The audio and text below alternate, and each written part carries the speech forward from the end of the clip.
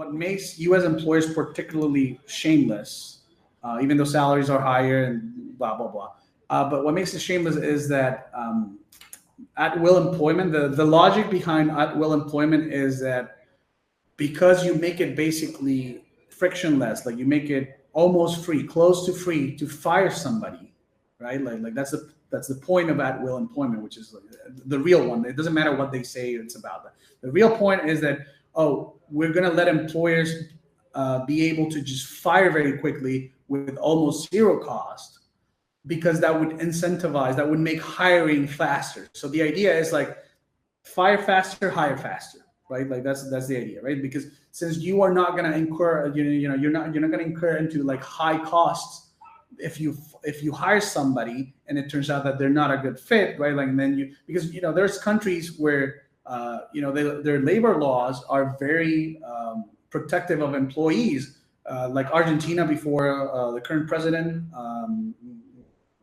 I always forget how to pronounce his name, but before his current president, like you had very strong labor laws, but then you would have things happening like somebody would get hired, they would work for like a month, and then they couldn't get fired, and then without cause or whatever, like they couldn't get fired, so like they wouldn't show up to work for years, right, or months, and they couldn't get fired, right, and so that's costing the employer money. They're not going to work, they can't get fired, so.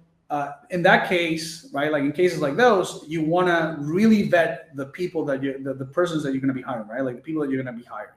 You want to make it really, you want to make the process of hiring somebody be full of friction, be really friction, or have a lot of friction, so that you are getting the right person. Because if you don't get the right person, it's going to it's going to cost you a lot of money to get rid of them, right? So you don't want to run experiments. But the logic of at-will employment in the United States is the opposite. It's like, hey, we're going to make it basically frictionless for you to get rid of somebody, precisely so that you can hire more easily. You can run experiments. Somebody doesn't work out, you can just let them go. It didn't cost you that much money. Like you're never going to be in that scenario where you have somebody that's not showing up to work for 6 months, but you still have to pay them. But that's not what happened. Employers, again, because they have, and this is not just employers, like institutions, people will press their advantages.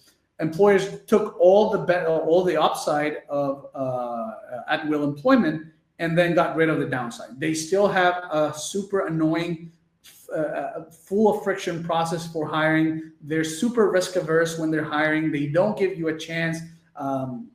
It's incredible. Like, I mean, you guys know all you know this as well as anybody. 5 rounds of interviews, background checks. Like the process of hiring somebody is incredibly time consuming and annoying, when it shouldn't be the case. Like it should be that they should be able to just like fire you because they like your smile. I'm sorry, hired you because they like your smile, and then you came in and it doesn't work out after like a couple of weeks, you get fired. That's it. Like you have no protections, because then you get fired and then you could just get hired again by another company. That's not happening. Like that's not what's happening. Like, and that's the problem with full-time. That's the problem with full-time employment right now.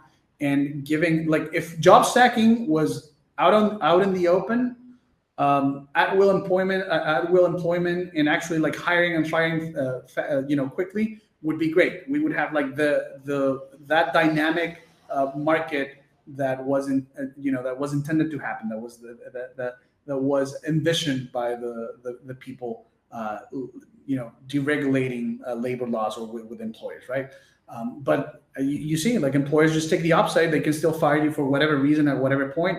But they don't make it easy to hire. So it's like we have the situation that we have right now. We have despair, and we have like just people tearing their hair out. It's not good. It's not working out for anybody. It's not working out for them, and it's not working out for us. And Jonathan says, this is why I went to JobStack. I messed up and messaged you on Twitter after I got fired from J2 in a week. Oh, that's you. Okay. Yeah, I mean, Jonathan, here's an example of what I talked about what you shouldn't do, and you also. I should probably next week. Let's do something, Jonathan. You've inspired me.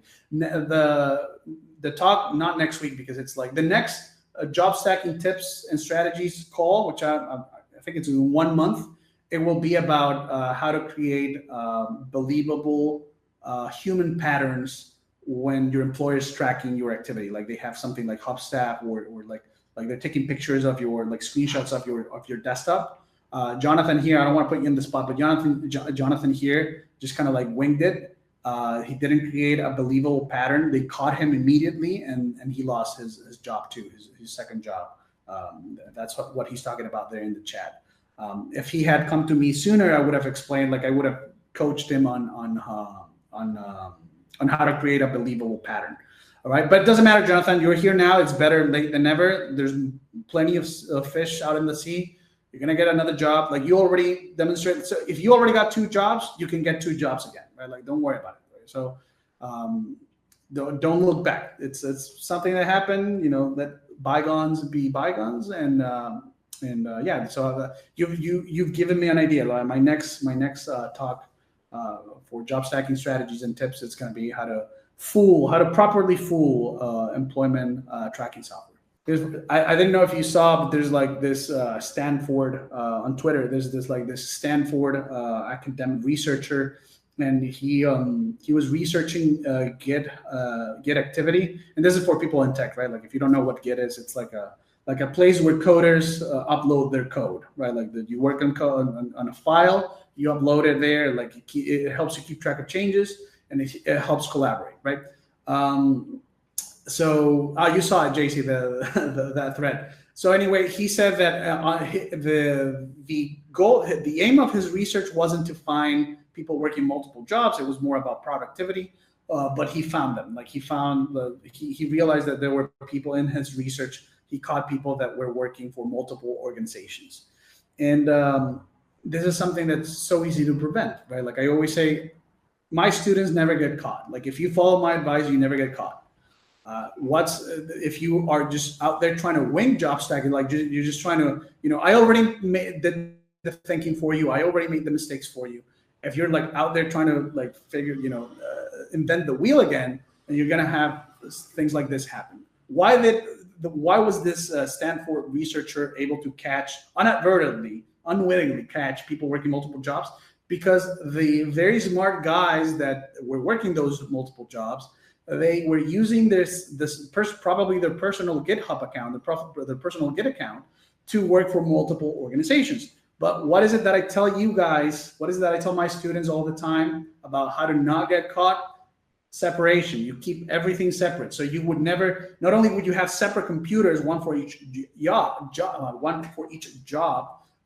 you would never use the same accounts for anything. Like you would not use your personal anything for anything related to a job, right? Much less across jobs, right? So if these guys had seen my Twitter account, like heard my content, bought my, read my book, taken the course, they would have known that all they had to do was create new Git accounts with their employment email, and they would have never been caught. Like it's basically impossible. Hey, Rolf here. If you found the content of this video useful, please like, share, and subscribe. It really does help the channel grow and get the word out to more people about job stacking. Thanks.